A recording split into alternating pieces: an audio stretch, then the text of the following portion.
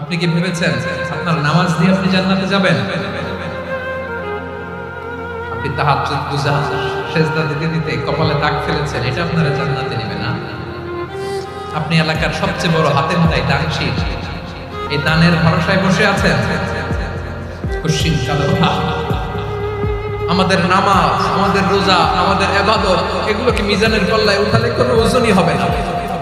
তবে আমাদের একটা কৌশল জানা আছে, আমরা আল্লাহর রহমতের ভিখারি। আমরা সেদিন আগেই গুনার স্বীকৃতি দিয়ে দেব। আমরা বলবো, আল্লাহ তুমি প্রশ্ন করার আগে তোমার একটা কথা বলি, আমারে কিছু জিজ্ঞেস করো না, আমি সব করেছি। এমন কোন পাপ নাই যে পাপ আমারে দিয়ে হয় না। তোমার রহমত দিয়ে তুমি জান্নাতে পাঠাবা, তোমার দয়ায় জান্নাতে যেতে চাই, আমল দিয়ে না। পারবেন বলতে? কিয়ামতের দিন আমরা বলবো, আল্লাহ আমার আমল দিয়ে জান্নাত চাই না, আমি তোমার দয়া দিয়ে জান্নাত চাই। তোমার দয়া ছাড়া আমার কোনো উপায় নাই।